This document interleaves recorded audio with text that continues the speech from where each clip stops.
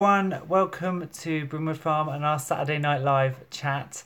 It's evening over here in the UK, but wherever you are in the world, thank you for stopping by. I know if you're over in Australia, it's probably Sunday morning, and if you're over in America, it's going to be early afternoon on the Saturday. But wherever you are, welcome to our live chat. If you're watching this, as always, on a replay, and you're frustrated because you missed the live, just hit the bell next to the subscribe button, and that will notify you when I go live. I normally go live at 10 p.m. GMT on a Saturday evening.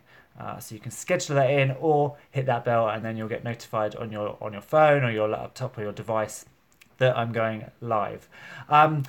As always, later on in the chat, if you are asking a question, please write it in capitals because we've got a lot of chat happening these days. If you pop it up in capitals, then I'm less likely to miss it.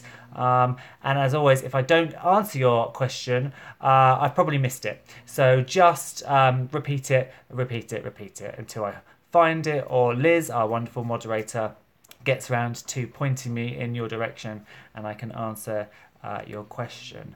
As always, we will do a quick update on the week that was. I'll give you a few updates of what's been happening here, and then we'll move into our normal just chat session and put the words to right. So firstly, apologies again that there was no Friday video. So as you know, I started this new job at Farm Park, and it's supposed to be a 2-day-a-week job.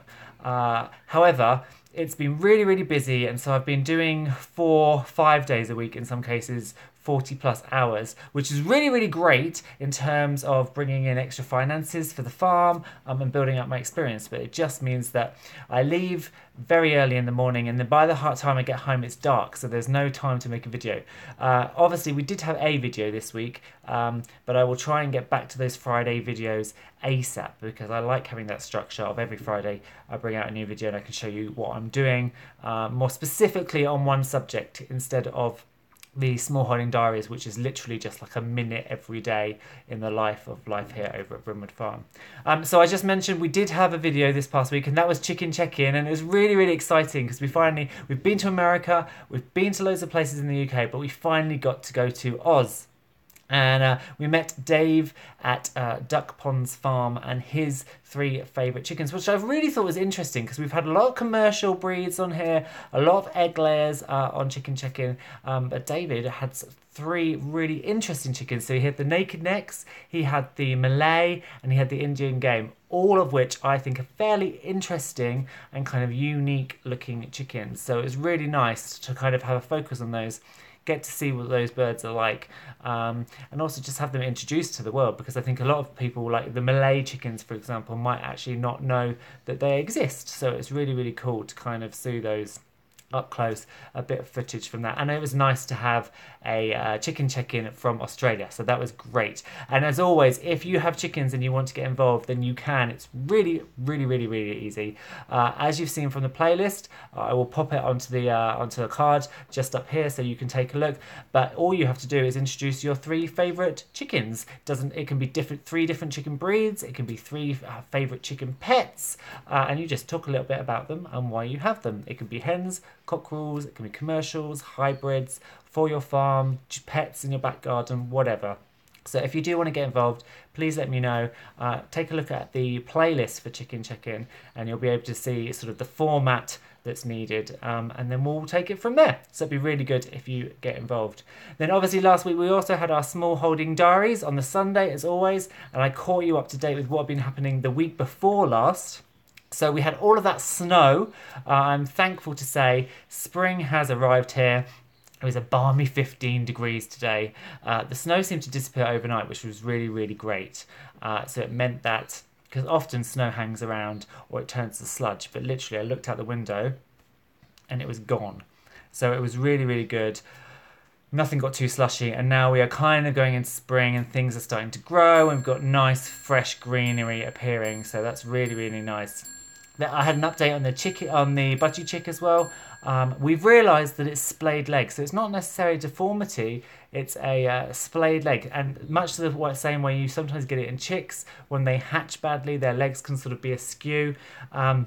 This chick seems to have one splayed leg. It can happen because the hen sits too tight and kind of squashes them, and it can happen because they're weak chicks in the first place. What I've done is I've splinted those two legs together, so you have one leg. This is one leg, and then you have the dodgy leg that maybe sticks out the side, and you basically put a band around you and you pull them back together. So it's now splintered like this. It will be fledging, or it will try and be fledging in a few, probably less than a week's time. The splint is still on it, so it may not actually be able to fledge while it's got that splint on. So it's been on 4 or 5 days now, so I'll take it off probably in a few more days, and I'll just see how that leg is coming back around, and if it is coming back around, and we'll see how that chick's going on.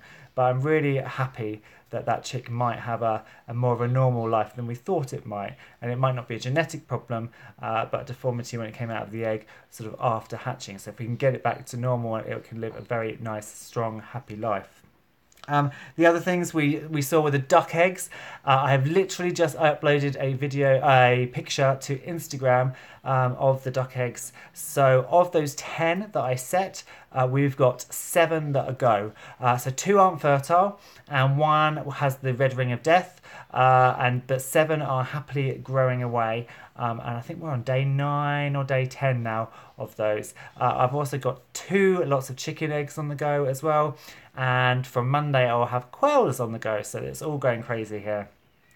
So that's kind of the week that was, and a few updates. Today I had a very special visitor, and you will see that in tomorrow's Smallholding Diaries, but I've just seen a message at the bottom of my screen pop up from her. So our very own Alana Banana was here today, and she was dropping off a cockerel. So she had a cream leg bar cockerel, and she popped along with her family, and I think Stampy Snakehead might be one of her family as well. And I would just want to put a shout out to them because they were the first person to comment on tonight's feed.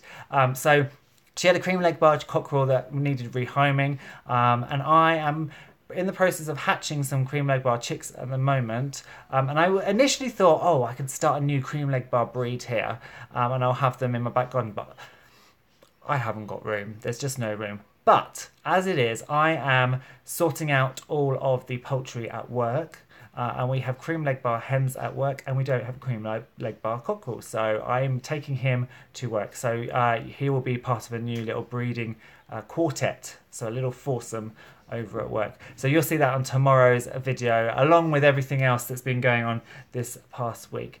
So I think that's everything that we've got to catch up on. Remember, Liz is here as our moderator, and if you've got a question, please write it in capitals because they are less likely to miss it that way. And let's just chat. So I'm going to see who is in the house. I know Alana's here. I know Stampy is here. Sandra is here. Liz is here. She's saying so many babies. Jeff, yes, tons and tons of babies, and it's nice because I've kind of been given free rein to organise the hatching event at work. So most of the eggs and the chicks and ducklings I'm hatching at the moment are for that event at work because I simply haven't got the space out here. So I'm going a little bit mad with lots and lots of incubators, which is kind of really, really fun. And then I'm making up sort of breeding groups at work, and I can bring some back here. I've also, as you'll see in tomorrow's Smallholding Diaries, I also have a silky hen gone broody. So she's on 10 eggs of Barry's colour line that I'm breeding. So she's on 10, and I've got another 10 eggs. They're a little bit old now. I was hoping 2 of my silkies would go down broody. These eggs are probably over 10 days old now, so the fertility in them is going to start to drop quite rapidly, but I'm hoping there's 10 of them, so I'm hoping if another silky does go broody, I can still shove them all under her, and we might get 4 or 5 maybe that are still viable. You never know, maybe they all are. They honestly have different lengths. The best fertility is up to 7 days, then it starts to drop a little bit. Up to 10 days is okay. After 10 days, the fertility is being found to really drop off quite quickly. But I'm hoping that something can happen. But either way, we have got a chicken on 10 eggs, so that's good. Alana is saying it's a bit quieter at your house now than it was earlier. Well, yes. So Alana came with her husband and her 3 kids and a cockerel, and I also had 4 cockerels here from work, so it was all a bit and I've also got a dog staying as well, so I've got 3 dogs at the moment, so it's all a bit of a madhouse, but you know, it's better to be mad than boring. Yorn is here tonight. Ali is in the house. Tracy is here too. Ross is here. Ed is here. Danielle's here. And she says, you're nearly at 4K subs. Yes, I am. I can't believe it. Thank you all so much. I can't believe it. And also, I checked the that Quail video today. We're over 150,000 views now. That's just absurd. And the hate on it hasn't been that bad either. I've had quite a few people mention, be vegan, don't eat meat. They obviously don't realise this is a homesteading, a small holding channel, but they wouldn't necessarily if they're just landing straight on that video. But there's not been a lot of trolling going on, so that's quite amazing for when you've got 150,000 views. I expected a lot more negative comments, so that's good. Fringe Dweller is here. Jeff Eden over in Canada is here. Kat is here. So Kat's one of my patrons. Hello, Kat. Thank you for coming to the chat tonight. Try to stay awake because Kat fell asleep last week. Bless her. But she does work hard. Anna is here. Hello, Anna. And Beyond Dad is up in Colchester. So you're quite near me then. Welcome. Right, I'm going to scroll down to the bottom. Otherwise, I'm going to be scrolling up all night long. Brian is here from Lotman Life, and Susie St James is here as well. Alana says, I've told Stampy to go to sleep now. I'm assuming Stampy is your oldest. Kay is here, and Vicky is here as well.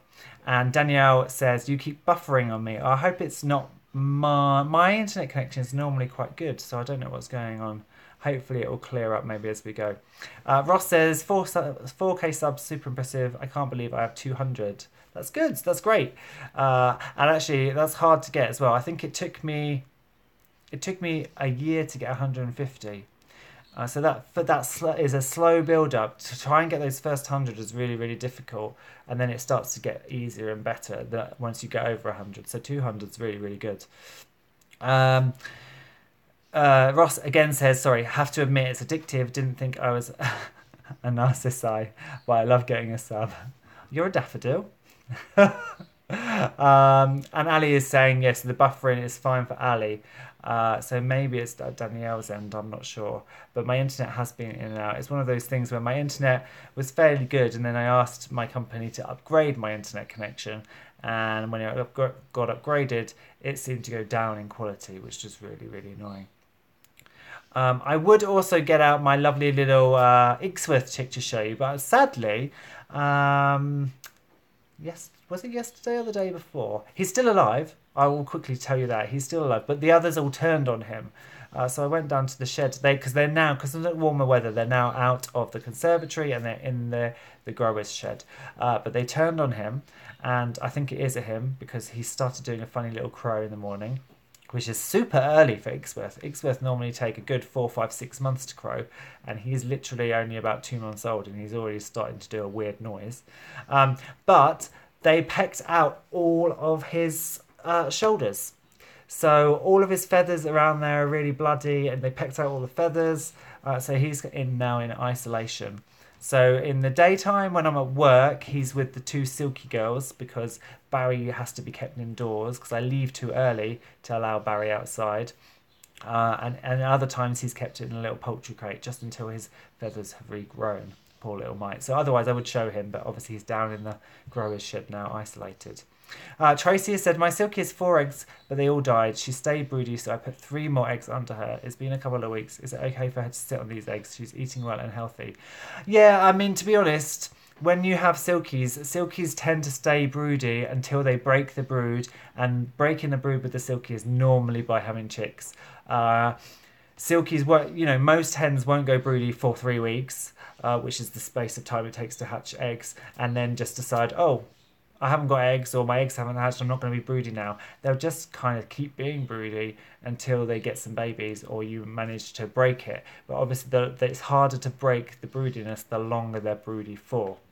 So she will probably be completely fine. If it's been 2 weeks already, it's been a couple of weeks, so she's only got a week to go, so I would think she'll probably quite happily sit there and continue incubating those eggs until they hatch. So fingers crossed they do hatch. Now you don't want her to get out of condition though, so I would say if these don't hatch, it might be worthwhile trying to source a couple of chicks, and then what you can do at night time is you can slip them under her. So when she wakes up in the morning, she's got chicks, and then that will break her broodiness and she'll go on to look after those chicks, and that will help get her back into condition, because you don't want her sitting on the nest for 6 months of the year trying to hatch eggs that aren't doing. So fingers crossed that those eggs hatch, but if not, I would consider trying to source a couple of chicks and shove them under her, just to let her be a mum rather than sitting in a nest box all year. Allotment Live, so Brian is saying Barry is a star. Barry is a star, and he's been feisty, and in fact, I don't know whether you can see on my hand, but you can probably faintly see a few scratches there. That is Barry, because Barry does like to go at me, but he's calmed down a little bit of late.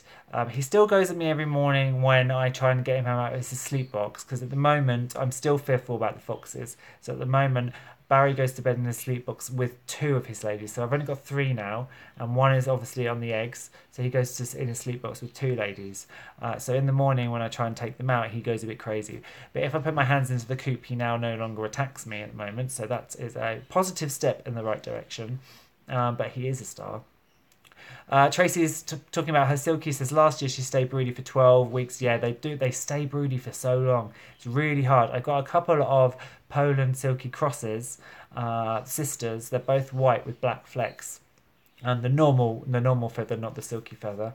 And they go broody and they stay broody. I'm sure last year they were broody for about 6 months of the year. Of course, at the moment when I wanted a broody, they haven't gone down, which is another matter entirely. But yeah, they can. Once chickens go broody, they can stay like it for a long time. Anna says the hens are now eating all their pellets and no more treats. That's really, really good, because I know you're having difficulty getting them onto the pellets. And they are both laying an egg a day. That's really, really good. So 14 a week. That's really great for those hens. Yawn has 3 Sarama girls. Yes, sitting on 15 eggs. Wonderful. I am hoping to source some Saramas this year, because I would like to have some of the smallest breeds of chickens in the world. So Saramas would be great to have. I love this season, don't you? Everybody's got eggs. Everybody's got eggs. Everybody's got chicks. It's the best way. Tracy. So Tracy Silky is in her bedroom. Have I had one in my bedroom? No, I haven't had it in my bedroom yet. This living room has been the site of many broody chickens and chicks. The quails, in fact, are still over there. So yes, I know what chickens in the house is like. Yeah, Brian is saying could be worse, Jeff. So this is in relation with Barry. Could be worse. He could have been a Rhode Island Red with long spurs. Yeah, I mean Barry's spurs are quite long, but they're fairly blunt at the end, which is nice. But some, yeah, like the Rhode Island Red have really long, sharp spurs, which are pretty awesome. But also they can hurt a lot. Dan is here. Welcome, Dan, to our chat. Today was quite an emotional day for my farm. We took one of our 2 cows to auction because she wasn't pregnant. I did actually see that on Instagram. I think she was a beautiful white cow, wasn't she? A white heifer. And sadly that's one of the problems with farming.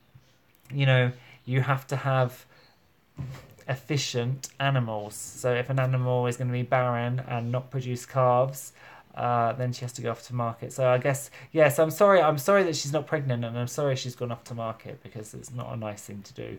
Unfortunately, it is a way of the farming world, but it's never nice. I think the same for me. It's never nice to send animals to market when you've become emotionally bonded with them, even if that was always their intended purpose. Jeff is here, and Jeff's going to say, I would say I make the most money selling Sarama eggs and chicks. I think loads of people love Saramas.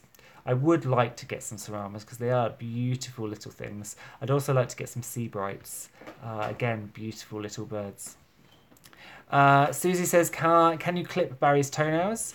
I could probably clip them actually. I hadn't thought about it before. They tend to be quite tough. Chicken toenails are pretty tough, and I tend to just to leave them well alone and not do anything with them. But yeah, when I'm becoming in close quarters with him and encountering him all the time, and then when also they tell you that a chicken peck doesn't hurt, they obviously haven't been pecked by a chicken, because chickens can draw blood very easily with a little bit of peck. So Barry has been known to peck and hold on. He's a feisty boy. French Joyler says, I love Saramas. Oh, Jeff, I'll be so jealous. Well, I'll make sure I show you to them. I make sure I show them to you. I would love some little Saramas.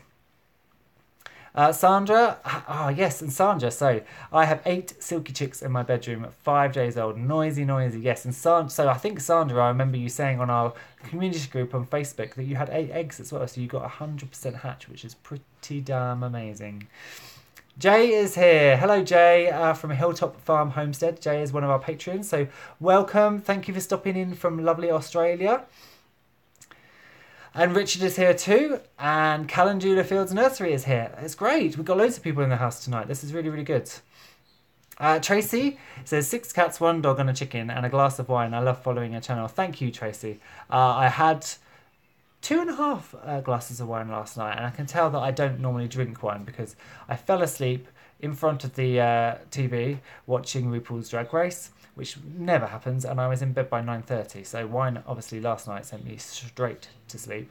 Although it was Friday, and I had worked a 10-hour day, so then probably 2.5 2.5 glasses of wine obviously sent me straight over the edge. So Ross has a question.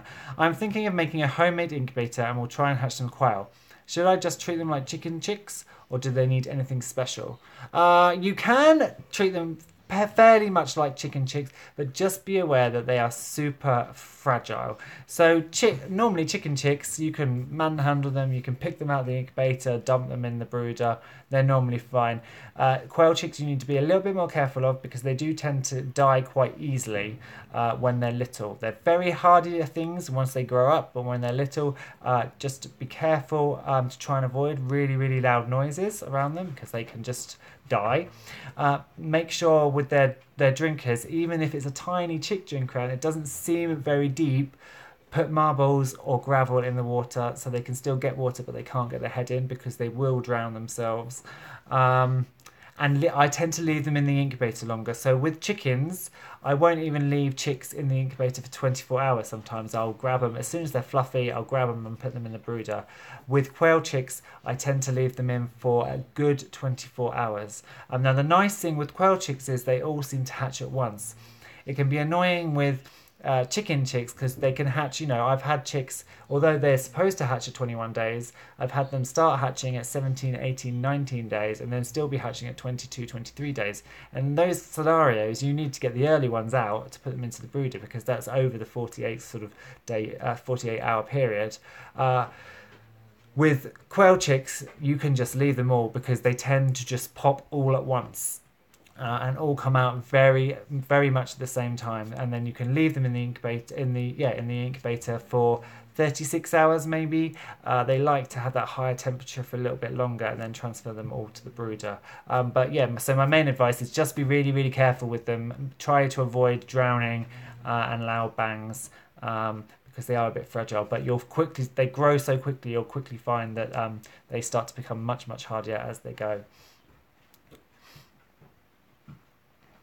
Dan Robinson is talking about his cow, and she was called Boo, and she was ham raised for 3 years and super friendly, which makes it even harder, doesn't it? When they are super friendly and you've hand raised them for 3 years, so you really, really know them. So I'm really sorry to read that. It's a hard reality. Vicky is here, and Vicky says, I had my first blue egg today, just in time. We are putting some into hatch tomorrow. Can't wait for that. Can't wait. First hatch from my flock. Oh, that's super exciting. The first hatch is amazing anyway, but the first hatch from your own birds is even more amazing because you know their parents. And it's just really, really nice when they start hatching. Brian says, if claws are tough, couldn't you use clippers used for dogs? Yes, so you could, the same sort of nail clippers that you use for dogs, you could definitely use for chickens as well.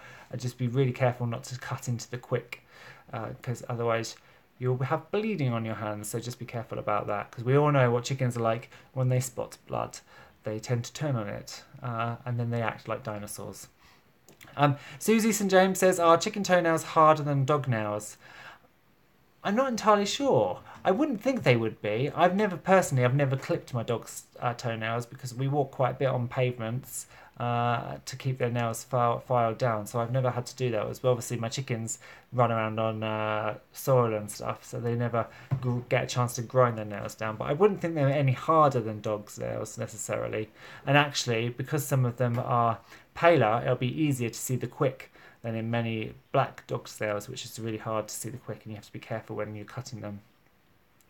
Ed says, thank you for your help last week with my fermented grains. My chickens are going crazy for it. That's really good to hear. I really love fermented grains. They've saved me a ton of money and my chickens love them.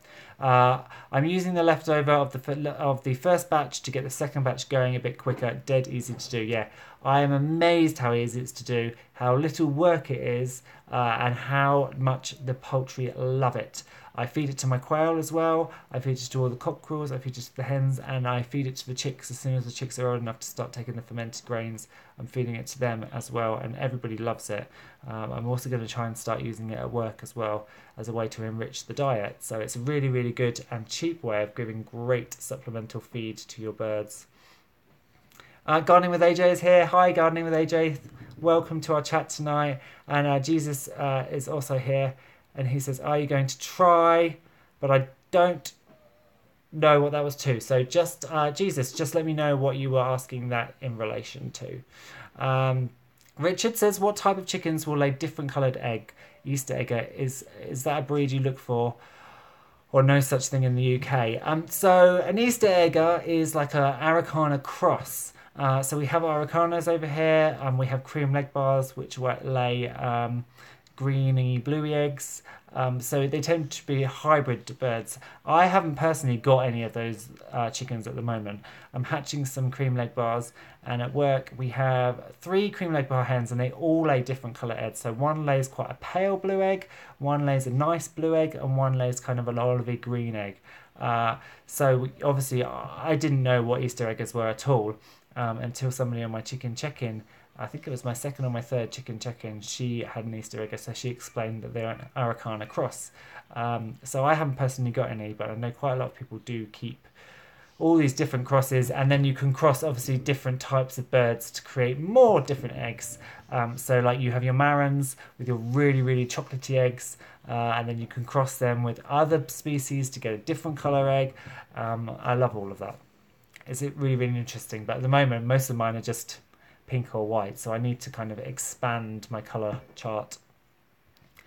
Dan says, last year I went to a poultry auction where someone couldn't sell a broody hen who was sat on 17 eggs, and all of them hatched, so I got 100% hatch rate. That is amazing. That's really amazing, because I've not had very good hatch rates using broodies. I know the broody hens, obviously they do it all for you, but I think sometimes some of the smaller broodies, they try and sit on too many eggs, and the eggs kind of get rotated out to the edge, and they don't always get turned back in. So 17 eggs all hatching from a broody hen is amazing. Susan St. James says, please show us the face quail make when they are startled. They make this face. Ah! That's the face they make, Susie. And then often they die. They're not very good, baby quail. Once they're old, they're really hardy, but baby quail are very fragile. And Liz is saying, yes, we need to see that again. Well, I've just shown you. There you go. Ross says, cheers, we'll have to buy some eggs from you when I'm ready. Yeah, definitely do. I did have a hatch, obviously, earlier in the year, and it was quite a low hatch rate. So I've got about 40 eggs at the moment, and we're about to stick them into the incubator so I can do another fertility test and find out, oh, was that the first mosquito of the year? And find out just how many eggs hatch. Alana says, I'm so sad I won't be hatching this year. I'm looking forward to seeing everyone's chick photos and videos though. Yes! So if you're in the Brimwood Farm community group, post away with chicks and videos, and obviously we'll be doing chicks and videos here. And I'll be doing obviously we do the chicken check-in, but I will also be doing a chick check again this year where we'll be following chicks from their hatch date all the way through to adulthood. I'm thinking I might do it with the potluck birds in the bottom. So obviously I have my layer flock, and they have Skeksis, which is my silver laced Poland. He's actually a frizzle as well. I have 4 Poland hens in there, but I don't have room to separate them out to just collect only their eggs. So what I'm thinking is I'm just going to collect 20 eggs from that coop, and it'll be potluck. So they'll all be fathered by the silver-laced cockerel. We'll have some true Polands in there, so they'll breed together, but we'll also have some crosses. So that'll be quite interesting to see them grow and see them raise and see what will happen to them. Liz has just highlighted me in a comment saying several requests for your startled quail impression. Well, I have done it already, so you'll just have to go back and make it into a GIF. Nola says, how old do chicks need to be before they can have fermented grain? They can have it as soon as they can eat it, to be honest. Obviously, tiny chicks, and it depends on the seed. So I ferment barley, and the barley grains are relatively large, so they need to be old enough to be able to take that down. So I would keep them on chick crumb, and then you could just introduce a little bit of fermented food. I would never say just take away the chick crumb and just give them a ferment. Just add it into their diet as well as that. And I would say that should be true for your adult birds as well.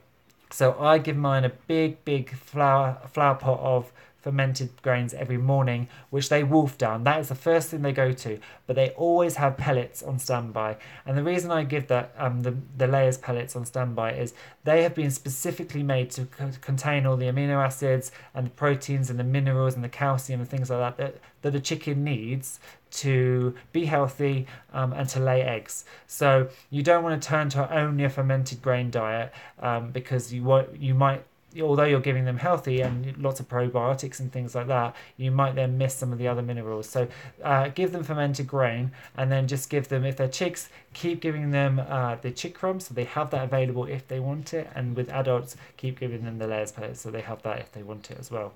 But I do find that they eat a lot less, and I was saying this to Alana today, they eat far less pellets than they do the fermented grain, but it's always there to top up if they want.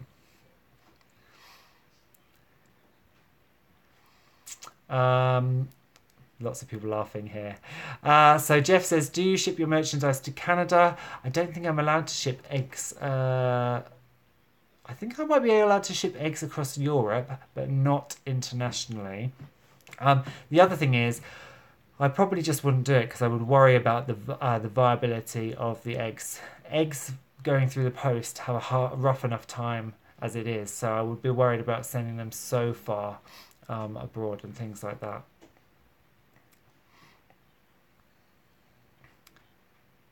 Alana, so Alana was just asked about her chicken complaint that we heard about, and she said, in response to Danielle's question, she said, we haven't heard anything else because we're still within the 28 days. And then she said, Jeff, i.e. me, took one of our cockerels today, and one other is going during the week. And then my other half will be arguing with the council, and fingers crossed we'll be keeping their hens. Fingers crossed.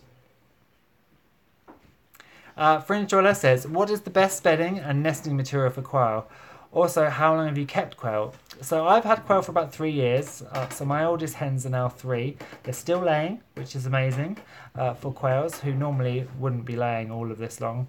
Although I have got some younger hens in with them. So the quantities of the younger hens laying and the older hens laying is a little bit blurry. But I know from the amount of eggs I get per day, some of the older hens must still be laying.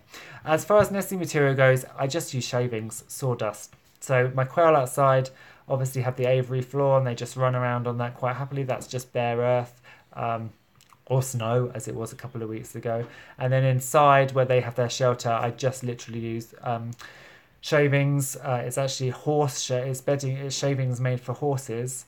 I buy it at my local feed store. I use the same stuff in my chicken nest boxes and things like that. Nesting material, quail don't really nest. They just lay eggs wherever they feel like it. In the wild, if you have a more wilder setup where you've got a pair in a big in a big coop with long grasses and stuff, they'll choose a little spot and they will make a little nest using the grass, long grasses and things like that. But they're not big nest builders.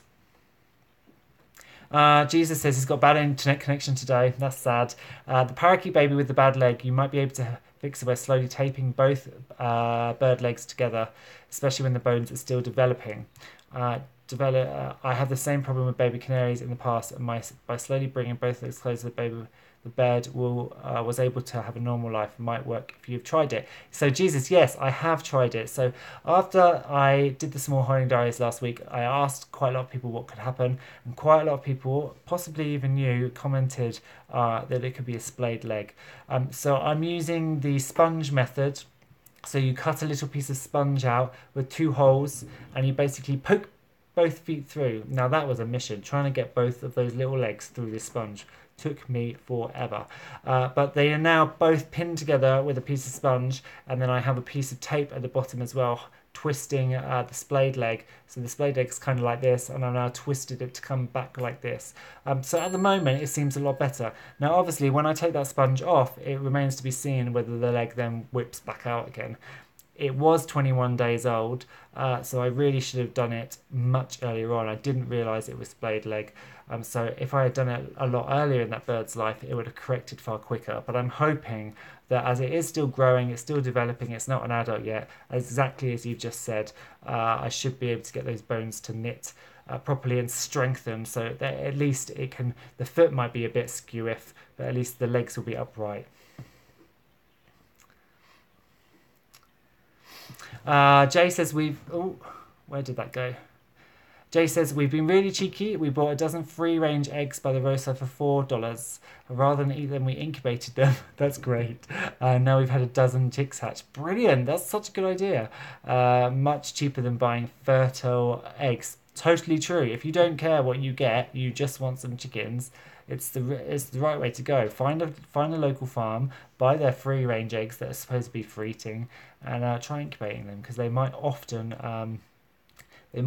hatch. Now obviously you can't tell whether there's a cockerel running with them, but it's worth, you could always just shove them in the incubator, and after 4 or 5 days you'll already see action in those eggs if they are fertile. Ed says, do you eat your quail? If so, how do you prepare them? Aren't they too little to pluck?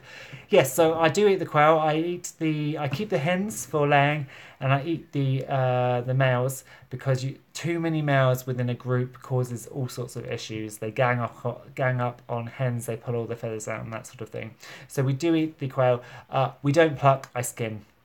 And I also do that with some of my smaller cockerels, because, as you say, it's just pointless trying to pluck a tiny little bird like that for the amount of actual meat and goodness you get from it. So I skin them. Super easy to do. Loads of videos on YouTube on how to do it. Sard was actually the first one. Sard was really into the quail in the first place, to getting them. So Sard does the majority of the quail prep. Although I have done a couple of batches, but I normally leave it to him because he's really good at the whole skinning thing because of his taxidermy. So yes, we skin them, don't pluck them. Otherwise it would just take forever. And there's not enough meat on them really to spend all that time. Everybody's wondering whether they've seen that comment. I did brush over it. And Liz has now deleted it. Well done, Liz. See? Liz is on the ball. And Danielle says, so this is in relation of hatching just random eggs. Danielle says, I've heard of people doing that with supermarket quail eggs too. Yes, yeah, exactly. I think it's probably more common with supermarket quail eggs than it is with supermarket chicken eggs, because obviously in the commercial chicken industry, we all know that they're hen chickens and they're kept in with hens and no cockerels. That's harder to do with quail. Quail look a lot more similar, and I think in the commercial industry it's easier for a male to get into the mix, and then you'll end up hatching some of these quail that have been fertilised.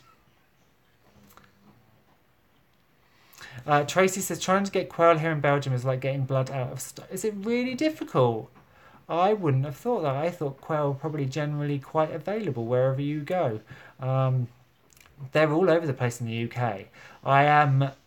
As I've mentioned before, I am probably taking my quail out of the aviary and building them some special little quail. I'm going to call them high rises, because I'm going to have probably three lots of quail pens, one above each other, with sort of wire floors covered in sawdust, so that I can just brush it and it will fall through to a tray underneath. So I'm planning on taking them out and building 2 blocks of 3, and I'll probably have enough quail for 4, and then I would like to get some bob whites, and I would like to get some maybe Gambian or California quail as well. So they're all over the place over here. So many available. Gardening with AJ says, oops, I've been sowing far too many seeds. I think it's time to get the beds ready. I know, but this was the frustration thing. We had all that snow. So we've got all these seeds. I've got all this coriander and dill that really could go out with a clot over it. And we've had all this snow. Now, luckily, obviously, it's all melted now. So I am going to do some bed prep, possibly tomorrow if I get a chance, and think about getting some of these babies out. Now, obviously, it is still quite cold at the nights. And we are still in March, so the temperatures can still dip massively, but it might be worthwhile just trying to get some stuff outside growing, because again, like you, I've got tons of seeds on the go and nowhere to put them anymore. My peppers are all still in the incubator, in the propagator. I've got cucumbers coming up, I've got spring onions, I've got sweet peas. I need to start sowing some ornamental flowers as well as some more veggie. I haven't even done my spinach yet. So yeah, we definitely need to get outside. Now this spring is arriving. Alana says the boys really liked the quail earlier. They're pretty cute. They are. They're lovely. They're lovely little birds. Even if you don't eat them, even if you just want them for random little eggs, they're lovely little birds. I love them a lot. Very easy to look after as well. That's a really, really great point of them. Super easy to look after. Jesus says, also separate the bird in a small cage alone. That way the other birds won't abuse him or her. The sponge method will work. Good luck. Thank you. Thank you so much, Jesus. And that's a really, really good idea, actually. Oh, I've got cramp again. If you remember last week, I got cramp in my leg. And I got cramp in my leg again. I think it's from sitting here cross-legged. So yeah, so I have another little cage with a single budgie hen in it. She's got French molt, so she can't go into the flight with the breeding nest boxes. So what I may do is take this little splayed leg chick out, pop it in with her, and they can be friends, and we can see how it goes. Alternatively, I have got another little cage that I can keep it in, maybe finger train it, and just, yeah, as you say, make sure the other birds don't abuse him or her, and it gets the right food and things like that. Because I don't want it getting picked on. Right, I think my cramp's gone now. Why do I keep getting cramp? It's annoying. I never get it until I have a live stream, and then I get it. Oh, and it hurts. Blimey. Liz says, I still haven't planted a single seed. Liz. Well, I guess actually you're not too late, are you? And it's pretty cold over there in Wales, and you get the full force of the wind and the cold from the river, so I can see why you might not have started yet. Sandra said, now I've started with quail, I see far too many different kinds I would like to hatch. I know, it's very much like chickens. Quail math is a real thing, but the problem with quail math is you don't just want one species of quail either. You want to start collecting all the different species as well, because they're amazing. Alana says, I've got over 60 plants in 3-inch pots, plus the propagator, all in my bedroom because it's too cold for them to go out. Alana, oh my God, I'm just imagining you and your husband surrounded by greenery everywhere, which is no bad thing, actually. Your air in your bedroom must be wonderful. But yes, they do need to go out, I think. Fringe Dweller says, I've picked out a quail hutch online that I would like to buy. Would they be okay if I put them into an enclosed run on the grass in the back garden? They would be okay. Just make sure it's super safe. I was gutted when I was a kid because I always had my quail in the bottom of my aviary, and then we moved to a new house and I got a run and I thought, oh, this is an old guinea pig run. I'd love my quail to be out on grass. Put them out on grass. Oh, the dogs are just getting up because Sard's coming downstairs. Yeah, put the quail on grass, and overnight something came along and ate them. I was about 11 at the time, so I was fairly gutted. But yes, they'll be totally fine. Just make sure, as I say, just make sure they're protected from predators. And if you're worried about things digging in, do that mesh skirt around the bottom of the run so things can't dig straight underneath. Jay says, our problem at the moment is water. We've only had 1 meal since Christmas. Do you want some of ours, Jay? 1 meal since Christmas. That's awful. I guess you are over in Oz, aren't you? So I don't know how I'd cope with that. That's ridiculous. Kay says, I've got 8 trays of seed on the go, itching for it to be spring already. I know, me too, and I want that frost to pass, that last frost to pass, so that we can get those seedlings in the ground and start direct sowing as well, because that's the other thing. I'd love to start getting things out in there. My broad beans haven't made an appearance yet, even though I direct sowed them. I'd love to start getting some radishes in, some salads in directly, rather than having to pot them first. Anna says, I'd like to buy 2 more hens. I'm wondering when I put them side by side to see each other, how long until I put them together. Now, going against most advice, I normally, after they've been quarantined for 10 days to 2 weeks, I normally just shove them straight in. With only 2 hens already, if you get another 2, you'll have equal numbers. So you probably won't have, you'll have a bust up. There normally is a bust up with pecking order wise, but you'll have equal numbers, so it shouldn't be too bad. Try and never introduce 1 hen, because that 1 hen will get demonized, picked on like hell. So try and always introduce at least a couple, but I tend just to throw mine straight in after quarantine without even trying to side them by side, because I find that if you put them side by side, they still try and go at each other through the mesh. But it kind of makes it worse because they can't get to each other, so they can't settle their differences. If you can put them together and they can just very quickly settle their differences, mainly your dominant hen will just come along, jump on the new hen and tell her, no, I'm top. So I would quarantine them, of course, but then after the 2 weeks, I would just dump them straight in and just watch carefully. But with 2 on 2, you'll probably find it won't be too traumatic. Tracy says, it was watching one of your videos that gave me the idea to get quail, so I went to my local chicken place, also Chicken Friend, and there is none available locally. That really, really sucks. I can't believe that Belgium has a dearth of quail. It's weird, isn't it? Ross question says, have you ever thought about rabbits for meat? It's something I've thought about a lot, as I love rabbit, especially on the barbecue, and obviously they breed like rabbits. Yeah, I'm really interested in doing it. I just, at the moment, and I was going to do it this year. I just came to the decision, though, that I don't have enough time or space. I've kind of maximised everything that I can have in my garden, and to have rabbits as well, I think would be putting too much pressure on me to keep everything to the right levels of welfare. I think it's very easy to just keep collecting, keep getting pets, and then you end up with way too many and you don't have time to look after everything. So I'm putting rabbits off for now. I would really like rabbits for meat in the future, and it's definitely on the farm. Even though I'm going to have all that land on the farm and I'll have cows and goats and things, I would still like to have rabbits, meat rabbits. So it's something I have thought about, and I've watched a lot of YouTube channels and videos about it as well, and they are really, really great, especially for urban homesteading, because they don't make a ton of noise, if any, and you can keep them in relatively small spaces. So, you know, it depends on a lot of factors.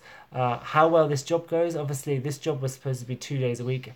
It's been a lot more lately, again, so that's kind of been a thing against getting more animals. But also time-wise, I might want to rack down the number of poultry and increase other things. But I definitely think rabbits are the way forward in many ways. Eat a banana, potassium for cramps. Yes, and I have got a banana left, so before I go to bed, I'm going to eat one, because these cramps are annoying me. Calendula Fields Nursery says, muscle cramps may mean you lack magnesium. I get them a lot, and magnesium salts in the bath really help. Yeah, I know. The problem with magnesium salts in the bath is our bath takes about an hour to fill. It's ridiculous. Our cold water pressure is really high. Our hot water pressure is awful. And it just, out of that tap, it just dribbles. So I might have to try, I could try the potassium with the banana, and I could try maybe magnesium supplements or something. But it's weird, I've only seemed to get muscle cramps in my calves and my thighs when I'm doing this live stream. Typical. Susie says, keep the budgie separated for now. His leg may heal perfectly. Yeah, it's not so much a case of healing. It's more of a case of kind of rehabilitation, if you know what I mean. It's not broken. It's just splayed out the wrong way. So it's kind of, as Jesus was saying, it's bringing it back together and holding it in the right position. He obviously, or she obviously, needs to remain in the flight for now because it's still a baby and it's still being fed by mum, by Sunny. It's not out of the box yet, so when it does come out of the box, it will probably just end up sitting in the corner down the bottom. It will still need feeding from mum. So I will separate it as soon as it's eating on its own. I will separate it and we'll try and get that leg right. But I'm hoping that the leg already looks better. Even within the sponge, I can see that it's not pulling out as much. So I'm hoping that this little budgie is going to be good because it's beautiful, this budgie. I will show you, I will do a film for tomorrow's Smallholding Diaries and give you an update. It's absolutely beautiful, this little thing. So let's hope it all works.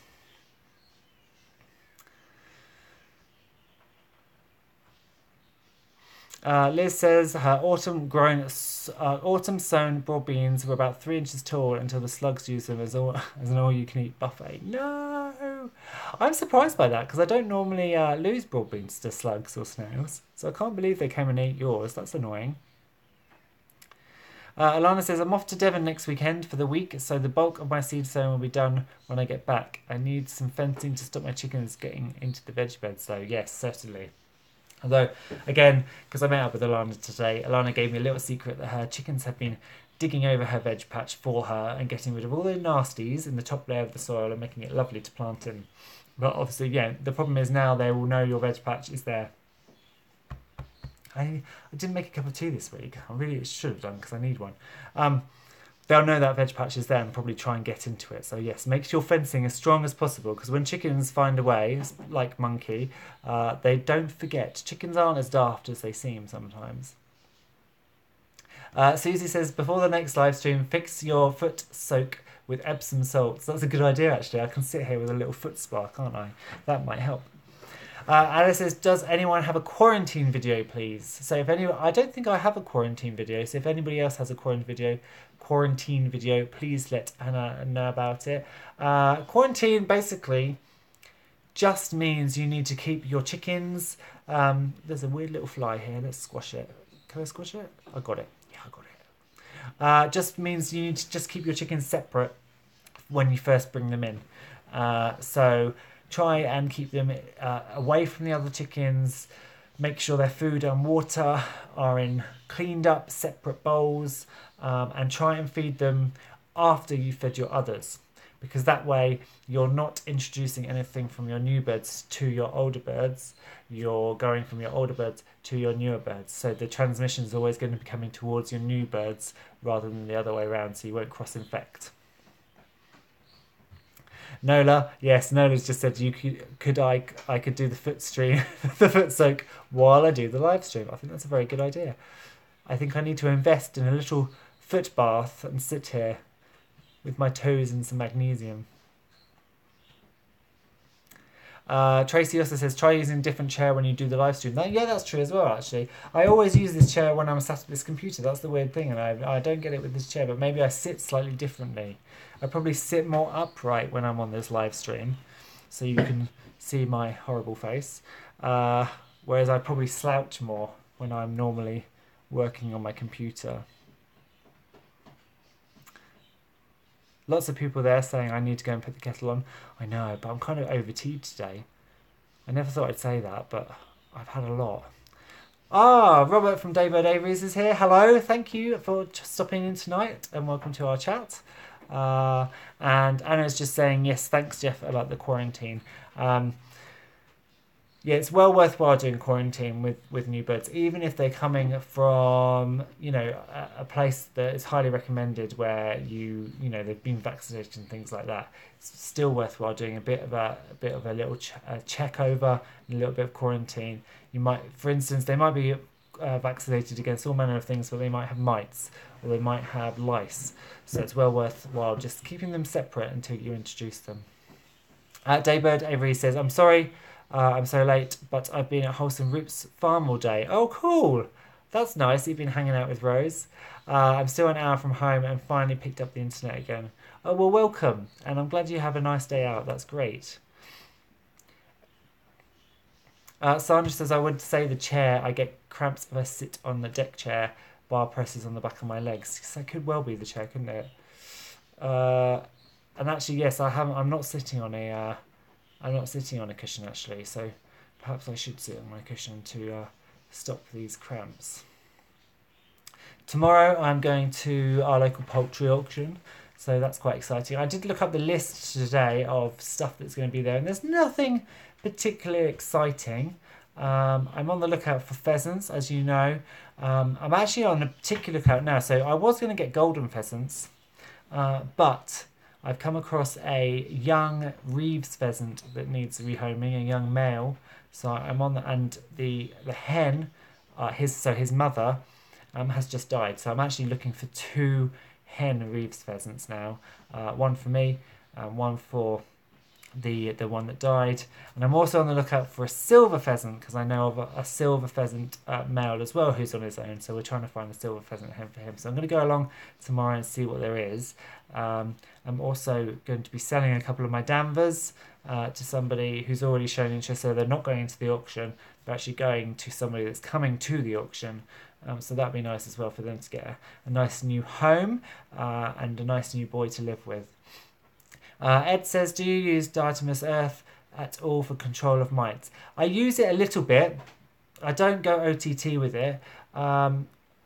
You can sort problems out with diatomaceous earth in terms of mites. It can be good for getting rid of mites, but there's a lot of people that don't like it because they say that when the chickens dust bathe in it, they can breathe it in. And again, because it's able to pierce the skin of mites, it also means it's able to pierce the skin of your insides. Now, I did have some lice in my Danvers, and I heavily covered them in Smite, which is a diatomaceous earth-based powder.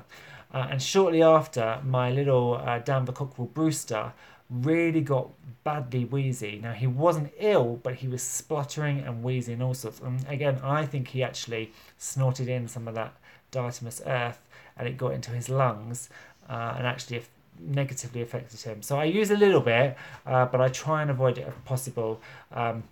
I generally use ivermectin if I need to do a de-louse or de-mite. Although I very rarely have to do that now because, as I've said before, I have a closed flock. I don't bring any birds in. I don't have any lice in my flock, so I make sure that nobody's got anything. So it works out quite well. And David Aries Robert says, I need a Reeves pheasant male and a silver female. Yes, so I need a silver female and 2 Reeves females as well, which they're generally a little bit hard to get hold of around here, which is frustrating because I really want to get them ahead of the main breeding season. Susie says, will you film tomorrow? No, I probably won't film at the auction. They don't really like us filming there, which is fair enough. So I'll just go and take a look around, and maybe I might do a little bit of a little film just beforehand to show you what I'm doing and going in, or if I buy anything, I'll do a little film of what I've got. And Tracy says, I have a friend who's been looking for a green jungle fowl. Any ideas where he can get some? No, because I'm also looking for grey jungle fowl hens, and again, really difficult to source. They're not very common. They're not something that I generally have been on the lookout for, so I don't know in particular any breeders. If I come across anything, I will let you know, because obviously I am looking for grey jungle fowl at the moment. So if I come across any green jungle fowl, I'll let you know, and then maybe we can help your friend out as well. Jay says we use DE, so that's diatomaceous earth, all the time with no problems, so that's good. I generally haven't had any issues with it at all. It's just this one case where Brewster was fine until I heavily dusted him, and then he had quite some issues breathing, and even now he's a bit wheezy, and I think it might have got into his lungs. But moderate. What I just say, everything with moderation. It's an organic product, so it's probably best to use. Sandra says I use DE in and out of the coop, also on my dogs. Oh, that's a good idea. I hadn't thought of using it on dogs to get rid of lice and stuff. And Alana says, I just googled Reeves pheasants. Those tails are incredible. I know, aren't they amazing? They're really, really long. Now, that's the one issue, is those long tails, because that's why we weren't going to get Reeves. I was going to get Goldens, because I was worried that my aviary wouldn't be big enough, and I still don't think it will be. So I'm actually going to extend my aviary towards the coal bunker, put in some more panels, because I don't want that tail feather getting all rumpled up, because it's beautiful and it needs to be properly, it needs to have the space to properly swish it about. Fringe has other pheasants for work at Barleylands. Yes, so a couple of the hens are, and one hen is for me, because I'm going to be taking one of the Reeves boys, and so I'm going to have Reeves pheasants here. Alana says, will you get peacocks at the farm? I would personally love peacocks at my farm. Sard adores peacocks. I would love peacocks. So almost certainly we will at some stage. And Ross says, ever thought about turkeys? I've thought about getting 2 ready for Christmas. Yeah, again, I would love turkeys, and turkeys are just beautiful, wonderful little creatures. The only problem I have with turkeys is that the ones I've met have been incredibly sweet, incredibly personable, incredibly easy to, can't say this word, but it's like anthropomorphologize or something like that. Basically put your own thoughts and feelings onto the animal, because they seem to have more of a personality than chickens. So the problem with that is, of course, when it comes to eat them, it's a bit more difficult. I would love to have turkeys. I haven't got the room here, because they do need quite a bit of room to waddle around and stuff. But I would love to have them in the future. I think they're lovely birds, lovely temperaments, funny little things. Susie St. James says, what's jungle fowl? So jungle fowl are kind of the original chicken that our domestic chickens were bred from. So you can still get several variations of jungle fowl. I don't think they're the true wild form of chicken. I think they're sort of a semi-domesticated ideal of what an original jungle fowl might have been like. So they are more difficult to get hold of, obviously, because they're not a domestic fowl anymore. They're not bred into those shapes. They're a lot more scatty. What are you doing down there? My little dog Lodger is just sniffing my leg. But they're beautiful birds. If you have a chance, look up grey jungle fowl or green jungle fowl. They're absolutely beautiful little birds. We are at 1 hour, Dan says, although we're almost 2 minutes past now, but yes, 1 hour. So Jay just replied to Ed Jones about the for prevent fleas on dogs. And Jay said, yes, we breed papillons and we use it. And I don't know if anybody was watching Crufts tonight, but the papillon won the utility, was it the utility breed? I think it was the utility breed category. So there is now a papillon in the final of Crufts, which is kind of cool to see. A lovely little animal. Tracy says, when will you start the farm? So the farm is there. It's waiting. I've got some vlogs on this channel of the work we've been doing up there, mostly conservation, kind of hard landscaping work and clearing and things like that. The main farm is going to start as soon as Sard's visa gets sorted. So Sard is currently on a spouse visa, which means that we have to meet certain criteria in terms of earnings. So we can't just quit our jobs and move up to the farm and start a farm business. It's too risky. So we are looking at starting the farm or starting the house building in 2020, which is actually not very far away now. So in sort of 18 months to 2 years' time, we hope to be selling here, moving up to the farm, and we'll probably end up, doing it all from ground up. So we'll film it, of course. We'll be living in a caravan, I would expect, or at least a caravan or a static home while the house is being built, and we'll be starting the farm from total scratch, only with what we have here, so the chickens and the livestock here, and then obviously getting our first cows, our goats, our sheep, and building it from scratch, and learning about all the different systems to use. I would like to do pasteurized stuff. I would like to do herbal lays with cows, and moving chickens on afterwards. I would like to, there's all sorts of things I would love to do, and of course we'll be filming it all. I also would like to do some of the behind the scenes stuff as well for farming, paperwork stuff, because paperwork can be crazy. Red tape, movement licenses, standstill periods, all the stuff like that I would also like to get into on this channel, specifically kind of for UK farmers and homesteaders and smallholders to get an idea of what the work that's involved. But yes, so we're looking at sort of 2020 and onwards, but I'm excited for it. Hi Charlie, welcome to our chat. What is that dog doing? The dog is currently trying to crawl under the cabinet. Brian is off. See you later, Brian. Thank you for stopping in tonight. Anna says I love crofts.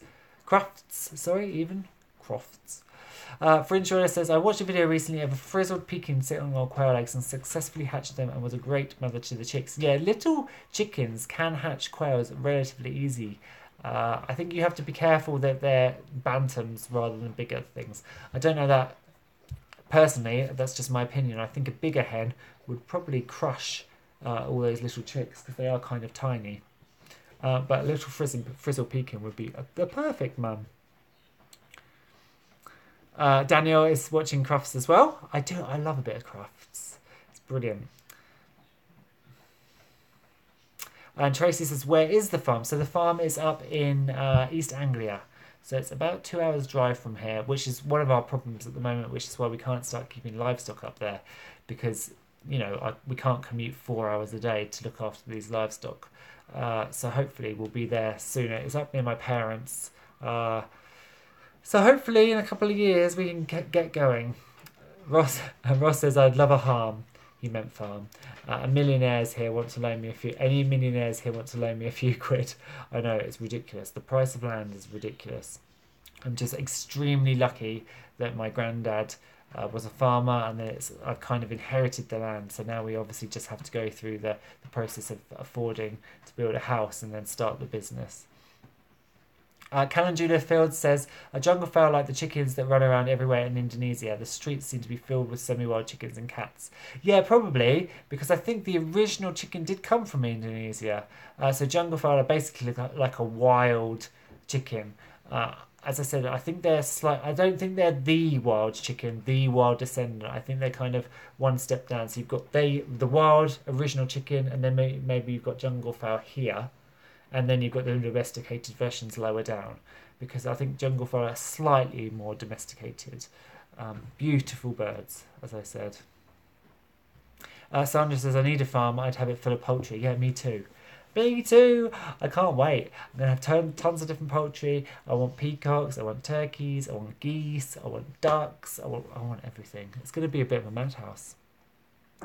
Nola says, moved my 3 9-week-old girls' coop out of the garage yesterday into the fenced area. They seem to be very happy this morning, so very relieved. That's really, really good, because I think that can be the scary part as well, when you raise chicks inside and then moving them outside for the first time, especially with different climates and possible predators and stuff. It can be sort of a worrying time, and I know personally, it's worrying with foxes and things like that. So I'm really glad, Nola. That's really great news. Anna says, how are the budgies? I think you probably mean budgies. They're really good. So the 3 original babies are actually now starting to molt out. So they came out just after Christmas of the nest box. So they're now starting to molt out their babies into their adult plumage, which is really great to see. I'm waiting for this little budgie chick to fledge, the one with the splayed leg. And I'm currently trying to fix that leg. As soon as that's flown the coop or crawled out of the nest box, I'm going to take those nest boxes down, and then I'm going to have a bit of a reorganisation, because I bought those 2 new budgies a few weeks ago, and I want to pair the hen up with Pluto. But at the moment, I don't want to do anything in that aviary that could disturb the sort of the dynamics of the budgies in there. So I don't want to take Pluto out and pair him up with this new one, because Pluto is paired with Venus, And I'm worried that if I take Pluto out, Venus will then start coming out of her nest box more and she might start interfering with the others. So I don't want to change the dynamic at all. So as soon as that baby is out of the nest box, then I will take Pluto out and pair him up with this beautiful new girl, and I'll put the new boy that I bought, I'll put him in to the flight just to get accustomed to all of the other budgies in there. But they're doing really, really well. The zebra finches have taken ages to settle. Normally they would go down on eggs really, really quickly, and I know that Charlie was in particular interested in the zebra finches. So I had those 3 cages. I've got the pair of whites, the pair of fawns, and the pair with the white hen and the pied.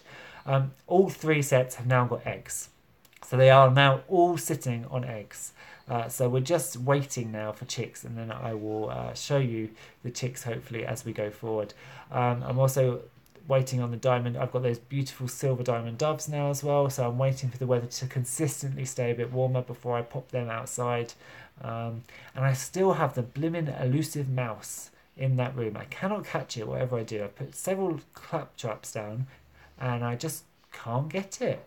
I've moved the traps all over but I can't get it. So fingers crossed that I can catch that mouse ASAP before it chews any electric wires or keeps climbing into the cages and stealing all the food. Tracy says, I built my own shed out of pallets and reclaimed wood. That's really cool. I could come and build your pallet house on the farm. Yes, please. Yes, even if it's just for the animals. I would love a pallet house. I really need to learn. I really need to up my DIY skills because I'm not great. I'm good at keeping livestock and I'm pretty good at growing. But when it comes to DIY, I'm not that great. I need to invest in some proper DIY tools and I need to start practicing for when I get there. Dan is going to sleep, so bye Dan, thank you for stopping in tonight. And Anna is saying Pluto is lovely. Pluto is very nice. I don't know, he's done something to his eye. I came back the other night and all around his eye was a bit swollen and a bit weepy, and then he got a big scab over his eye. I didn't want to pick at it, so I left it, and then today the scab has fallen off and his eye seems to be completely fine underneath, and now it seems to be a bit better, so I think he might have flown around in the night and just caught it on something.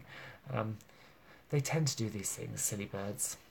Sandra says, my neighbour in Wales lived in a train carriage and pallet extension. It was amazing. Wow, a train carriage with a pallet extension. That does sound amazing. That sounds like a grand design sort of building. Susie says, the new budgies don't have names. They don't have names as yet. I was going to let you guys name them. So I have, for my Patreons, I have put up a little post asking them if they can suggest names. And then we'll see what we can have. Obviously, all my budgies currently have celestial themed names. So I have Sunny, I have Pluto, I have Venus, I have Luna, and before he died, I had Io. So I've obviously got the 3 new babies. I've got the 4th little baby with the splayed leg, and then I've got the 2 new ones. So we need to think of some celestial names for them. Pluto was Pluto because he's blue. Luna is grey. Akka the moon. Sunny is yellow. But we might not be able to, we might run out of colour themes fairly quickly. But yeah, if we can think of some celestial names, it'd be great. The new hen is is mostly white with a little bit of blue, and the new boy is blue, but not Pluto's blue. He's kind of a greeny blue. I'll have to show you in another video when I pair them up. Anna says, how exciting, I can't wait to see the chicks. Peanut butter on the mouse trap. Yes, so I've got, what have I tried? I've tried cheese. That didn't work. So the traditional cheese on the mouse trap didn't work at all. At the moment I'm trying jam, which I've been told works quite well, but it doesn't seem to be having the right effect. So I may have to go down the peanut butter route. Nola says, did you try pumpkin seed on the trap? I didn't. That's another good idea. I might have to try that. And Ross says, Snickers is the best mouse bait. I'll have a friendly bet with you in 3 days. You will have it. Yeah, but Snickers. I want to eat Snickers. I don't want a mouse to have a Snickers. Maybe I'll just eat the Snickers afterwards. I'll use it to bait the trap, and then I'll tear the tiny... Actually, I need to think about this logically. If I have to buy a Snickers for a mouse trap, I don't have to use that whole Snickers. I only have to use the very end. So then it gives me an excuse, right, to buy a Snickers and eat it. So Ross, I like your thinking. Liz is saying green fruit pastels in the mouse trap. And Anna's saying, I love green fruit pastels. I'm wondering if Liz doesn't like green fruit pastels and they're the ones she always has left, which she uses in the mousetrap. Possibility. Kay has raisins in their mousetraps, and that seems to work. Tracy's DIY tools are a hammer and nails and a few metal things with holes in. No skills, just imagination. I think, yeah, we'll send a pic on Facebook site. Yes, please do. I'd love to see it. And tuna on the mousetrap. That's a new one. I'm going to have to try this. I'm going to have to list all these different things. I'm going to have a mousetrap with every single one of these things on and see which one triggers the mouse. Because this little mouse, I opened the drawer. If you've seen my Instagram, I opened the drawer the other night to get some paper and I found this mouse surrounded in pasta shells. There must have been a rogue packet of pasta in there for some ungodly reason. Why I was keeping pasta in a spare room cabinet, I don't know. But it had taken all the pasta shells out of the packet and I took the drawer out and it was sitting at the back of the cabinet just looking at me. It didn't care I was there. I'd taken photos of it. It's on Instagram. And then it must have gone down and slipped through the floorboards. And I thought it had disappeared. And I put a trap down there and it didn't go off. And then today I went into the spare room and I lifted, it's an ottoman bed, and I lifted the end of the duvet cover. And where the duvet cover goes over the end of the ottoman bed, it's been running along there and there's poo and wee on the end of this ottoman bed. I don't like it. So now I put the trap there, thinking it must be climbing and running along. I don't like it at all. Fringe Roller says, I let my Persian Jerd called Gretel have the run of the house. She runs up the stairs, but I have to watch that she doesn't chew through wires. She chews through the door frames. Yeah, I bet she does. This is one thing. A couple of weeks ago, our electricity upstairs went to all the sockets. And eventually, obviously it happened on a Sunday, so we had to call an electrician out on a Sunday at Sunday call prices. 2 hours later, he discovered that it wasn't an appliance fault, it was a wire fault in the spare bedroom. And I think that a mouse probably chewed through the wires and fritzed it. So now instead of having a circuit that goes all the way around, the electrician had to basically cut out one piece of that circuit's wire. So we now have like a 2-prong circuit, which is annoying because if another piece goes. So I need to get rid of these mice because if they're chewing the wires, they're costing me money. Callan Field says, I build greenhouses out of drilled and cut plastic bottles with bamboo sticks in the middle nailed to a cedar timber frame. It works really well for trapping the warm in thermal mass. That's such a good idea and a great reuse of plastic bottles as well. I must try that when I've got more space. Sandra says, I love pallets. My son-in-law drops me off some once in a while. Once a fortnight. My fences and chicken runs are made of them. Yes, I've seen your fences made of pallets. They're really, really good.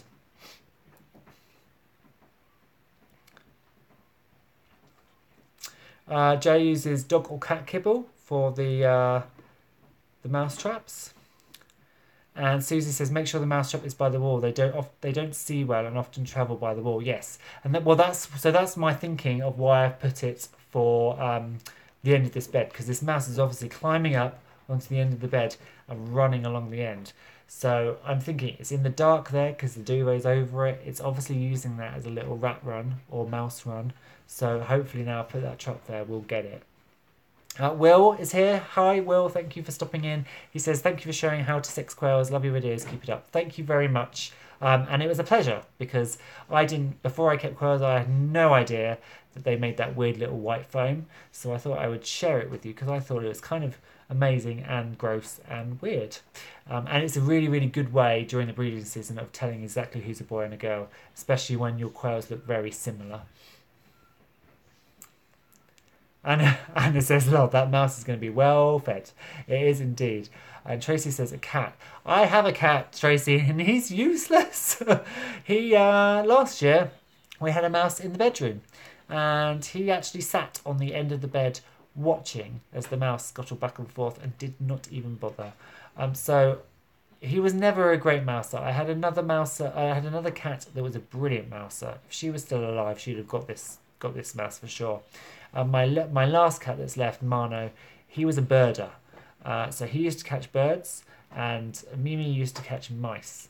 And Toby was a special needs cat with cerebral hyperplasia, so he didn't catch anything other than just himself as he sort of fell off the backs of things. But yes, I would love another cat as a mouser, but I've resigned myself to no more cats while we're here. When we move to the farm, definitely going to be having more cats.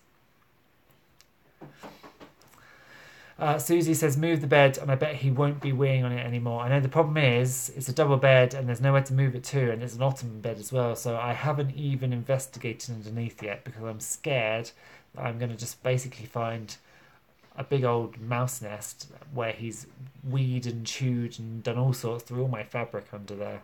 So I've kind of left that for now. I really ought to look at it. Alana says a Jack Russell. Yeah, I know. Jack Russell would be great right now. And Kay says, we only get mice because our cat brings them in alive and leaves them. Oh no, they're bringing you gifts of live mice. Ross says, you need a Patterdale. Yeah, I know. Beautiful dogs. And Alana says, mine killed 2 mice a few weeks ago. I didn't even know we had mice in the garden. Well, he found them. That's pretty good, isn't it? I've definitely got mice everywhere. This house was infested with mice when I arrived. It's not that well built, and there were just little mouse runs everywhere. And the lady that lived here, she was 93, I think, at the end, and she actually basically just lived in this room. She couldn't get up the stairs any longer, and so upstairs I think had become a free-for-all for mice. So it was infested. So we're trying to sort of still get rid of them 3 years later, finding holes, shoving wire wool in wherever we find holes. So we will get rid of them eventually, but they are a bit of an annoyance. Alyssa from Moat Cottage is here. Hello, Alyssa. Welcome to our chat tonight. I'm glad you could stop in. I hope Australia is nice on this lovely old Sunday. Ross says, my dad once sat down to dinner and felt something wet and gooey by his feet. Where is this going? Under the table. Our cat had disemboweled. Oh no, a rat. And Dad had his toe in it. Oh, that's gross. That's really disgusting. I must say, my cats have never brought in a rat. And I don't think my dogs would either, because we had a rat in the garden last year. I thought it would be a very good idea to train Bo to catch them. So she grabbed it in her mouth, it squeaked, and with the fright of the squeak, she dropped it and it ran off. However, I've never seen a rat since, so I think that rat was terrified and ran away. So Alyssa is saying it's 30 degrees already and it's only 10 a.m. Blimey. So here we are, desperate for summer, and over in Oz, 33 degrees, 10 a.m. It's only going to get hotter. That's my idea of hell. I would prefer it to be cold than hot. My perfect is a 26, 27 degree heat. Anything higher than that, and I sort of start melting. Alana says we used to have a cat that had things for catching moles. That's pretty darn clever for a cat to catch a mole, because they don't come up to the surface that often. My granddad used to catch moles with mole traps, but I'm pretty impressed that a cat could go and catch a mole. That's pretty cool. Well done, cat. Alana's just responding to Alyssa. I think it got up to 8 degrees here today, which was lovely compared to last week.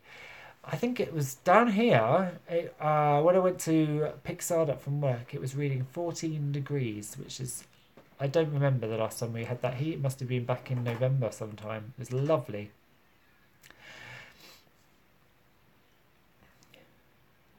Sandra says, I'm a sun worshipper, I'm in the wrong country. You are! And you're in Scotland too! You're definitely in the wrong country, Sandra. You need to head out to the Mediterranean, find a nice hot beach. And Anna says, my neighbour's hens literally flew away in the storm, and his last 2 got eaten by the fox. Oh no, how gutted. That is horrible.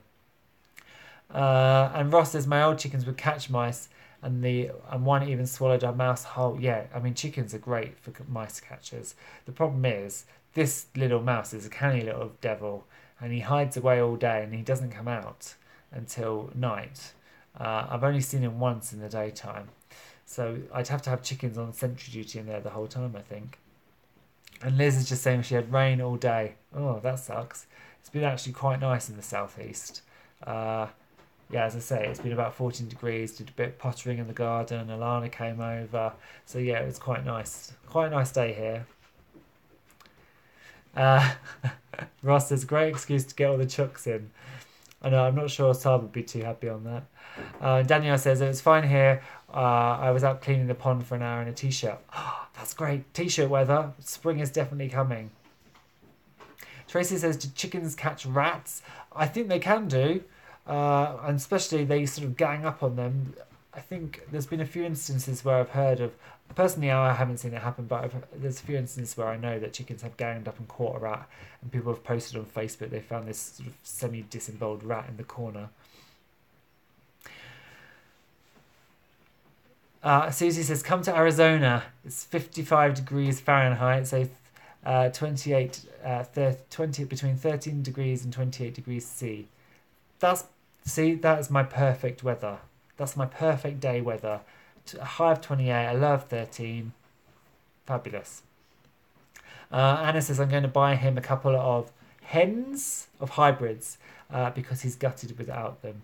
I bet. Losing your chickens is horrible.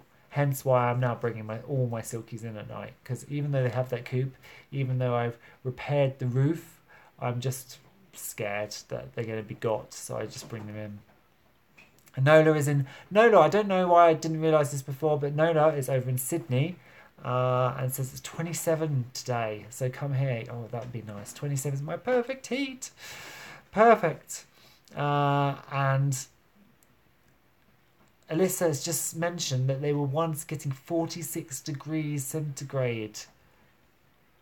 Oh, I couldn't bear it. That'd be too much for me. I would be a miserable, moaning, irritable, horrible person, and nobody would want to be near me. Sandra says, I currently have more chooks in the house than outside. Plumber turned up on Thursday to fit a new shower. I had to ask him to wait 5 minutes till I got the roosters out the bathroom. That's funny. People think that I have a slightly mad house. Non-animal people, that is. You know, anybody that has chickens that comes to my house thinks it's completely normal to have all these animals everywhere. But non-petty people come to my house and they just think it's completely mad. But I don't have chickens in my shower room. So I think, Sandra, you might have won tonight's chicken mad medal. And Alana says 46 is madness. I totally agree. I'm not a fan of anything over 30. Yes, I totally agree.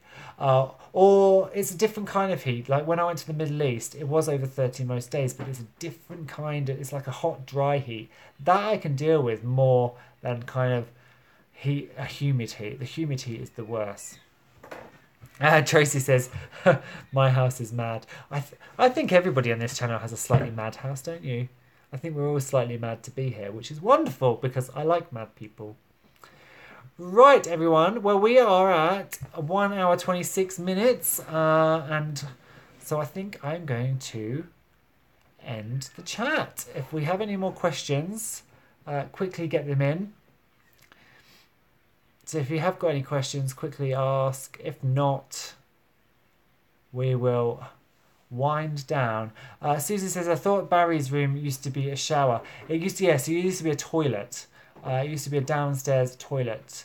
But when we moved in, the mortgage people basically said it couldn't be a toilet anymore because there was only one door between it and the kitchen. So they put the thumbs down, so it had to be taken out.